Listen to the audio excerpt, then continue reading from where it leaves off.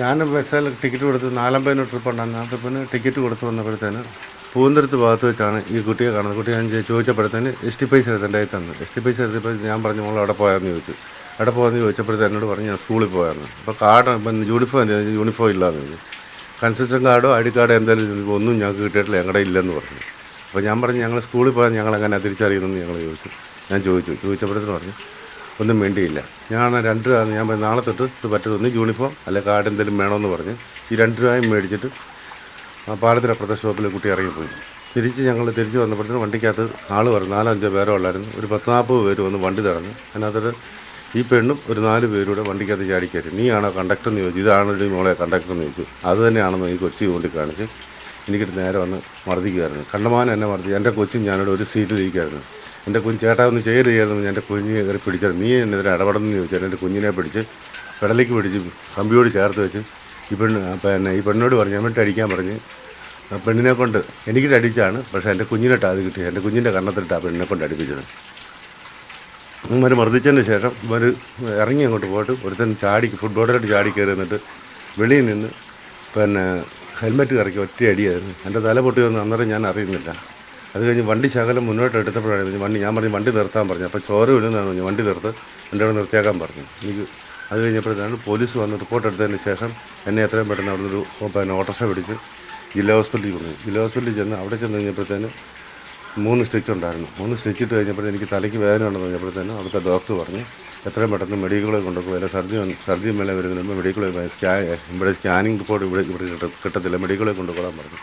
അവിടെ നിന്ന് തന്നെ മെഡിക്കലിൽ ചെയ്ത് സ്കാൻ ചെയ്ത് ശരീരത്തിൻ്റെ തലയുടെ എല്ലാം എക്സ്റേ എടുത്ത് ഒബ്സർവേഷൻ ഇരിക്കാൻ പറഞ്ഞു. പിറ്റേ ദിവസം രാവിലെ ഒബ്സർവേഷൻ ഡോക്ടർ വന്ന് നോക്കി അതിൻ്റെ റിസൾട്ട് കിട്ടിയതിന് ശേഷം കുഴപ്പമില്ല പൊക്കോളാൻ പറഞ്ഞു. അന്നേരത്തിന് അതിനിടയ്ക്ക് പോലീസ് സ്റ്റേഷനിൽ തന്നെ ഫോൺ വിളിച്ചിട്ട് പറഞ്ഞ് എത്രയും പെട്ടെന്ന് സ്റ്റേഷനിൽ ഹാജരാണെന്ന്. അപ്പോൾ ഞാൻ പറഞ്ഞു മെഡിക്കലിലാണെന്ന് പറഞ്ഞു അവിടെ നിന്ന് വരുന്ന വഴി നേരെ ഇങ്ങോട്ട് പോരാൻ പറഞ്ഞു. അവിടുന്ന് ഞാൻ നേരെ എൻ്റെ വൈഫും ഞാനും കൂടിയാണ് ആശുപത്രി പോയത്. വൈഫിനെ ഇടയ്ക്ക് ഇറക്കി വിട്ടിട്ട് ഞാൻ നേരെ പോലീസ് സ്റ്റേഷനിലേക്ക് പോകുമായിരുന്നു. പോലീസ് സ്റ്റേഷൻ അവർ പറഞ്ഞ് മൊഴി എടുക്കണം, മൊഴി തരണമെന്ന് പറഞ്ഞു. ഞാൻ പറഞ്ഞു ഞാൻ മൊഴി തന്നേക്കാമെന്ന് പറഞ്ഞു. അത് കഴിഞ്ഞപ്പോഴത്തേന് സിയെ വിളിച്ചിട്ട് പറഞ്ഞ് അവരിവിടെ വരട്ടെന്ന് പറഞ്ഞ് എന്നെ 9:30 മുതൽ 6 മണി വരെ പോലീസ് സ്റ്റേഷനിൽ എത്തി. അവർ വരാതെ വന്നു കഴിഞ്ഞപ്പം ഞാൻ മൊഴിയെടുത്ത് വിട്ടേക്കാൻ പറഞ്ഞ് പോലീസിനോട് പറഞ്ഞ് പോലീസ് എൻ്റെ മൊഴിയെടുത്തു. പക്ഷേ ഞാൻ മൊഴിയിൽ പറഞ്ഞ കാര്യങ്ങളൊന്നും അതിനകത്ത് വ്യക്തമായിട്ട് എഴുതിയിട്ടില്ല. എൻ്റെ കുഞ്ഞിനിട്ട് തല്ലിയ കാര്യങ്ങളും അവൻ്റെ കഴുത്തെ കിടന്ന മാല പോയത് ബാഗിനകത്തെ കാശ് പോയ കാര്യങ്ങളെല്ലാം ഞാനതിനകത്ത് പറഞ്ഞു. ഇതൊന്നും ആ മൊഴിക്കകത്ത് രേഖപ്പെടുത്തിയിട്ടില്ല. എനിക്കിട്ട് തല്ലിയതും കമ്പയെ വെച്ച് ഞെക്കിയത് എൻ്റെ ആക്കിയിട്ട് ആ റിപ്പോർട്ടിൽ എഴുതിയിരിക്കുന്നത്. എൻ്റെ കുഞ്ഞിനിട്ട് തല്ലിയതോ ഇതൊന്നും അതിനകത്ത് കൊടുത്തിട്ടില്ല. ഈ കേസുമായി ബന്ധപ്പെട്ട് സെറ്റിൽമെൻറ്റിന് അവർ വന്നായിരുന്നു? അവർ സെറ്റിൽമെൻറ്റ് വന്നിട്ടില്ല.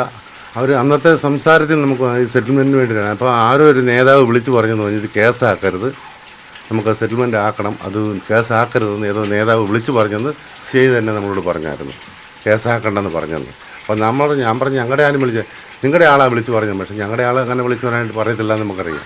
എനിക്കിട്ട് തല്ലി കിട്ടി കഴിയുമ്പോൾ നമുക്ക് ഞാനങ്ങനെ രാഷ്ട്രീയപരമായിട്ട് ഞാൻ ആരെങ്കിലും പോയില്ലായിരുന്നു ഈ വിഷയത്തിന്. ഞാനൊരു BMSൻ്റെ ഒരു പ്രവർത്തകനായിരുന്നു. എങ്കിൽ തന്നെ ഞാൻ BMS ഓഫീസിലോട്ട് വിളിച്ച് പറഞ്ഞിരുന്നു. അല്ലാതെ രാഷ്ട്രീയ പാർട്ടിയിലോട്ട് ഞാൻ ആരും ഒരു സ്വാധീനത്തിന് ഞാൻ വിളിച്ച് പറഞ്ഞിട്ടില്ല.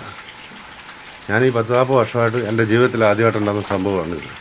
എനിക്കുണ്ട് മകളുമുണ്ട്, മകൾക്ക് കുഞ്ഞുമുണ്ട്, സ്കൂളിൽ പഠിക്കുന്നുണ്ട്. എൻ്റെ ഇളയ കുഞ്ഞാണ്, അവന് 16 വയസ്സായുള്ളൂ. അപ്പം എനിക്ക് എൻ്റെ പിള്ളേരെ പോലല്ല മറ്റുള്ള പിള്ളേരും. അങ്ങനെ ഒരു രീതിയിൽ ഒരു പിള്ളേരോടും നമ്മളങ്ങനെ ഒരു ഇത് ചെയ്തിട്ടുമില്ല. നമ്മളെല്ലാവരോടും സോഷ്യലായിട്ട് കൊച്ചു കുഞ്ഞുങ്ങളാണ് നമ്മളത് കുഞ്ഞുങ്ങളെ എടുക്കാമെങ്കിൽ ഞാൻ വണ്ടിയിൽ എടുക്കാൻ എടുത്തുകൊണ്ട് നടക്കും. ഞാൻ അങ്ങനത്തെ ഒരു വ്യക്തി. എൻ്റെ വണ്ടിയിൽ ജീവനക്കാർഡ് വെക്കാൻ അറിയാം. ഞാൻ അങ്ങനെ ഒരു ഇതിൽ പോകുന്ന വ്യക്തിയല്ല.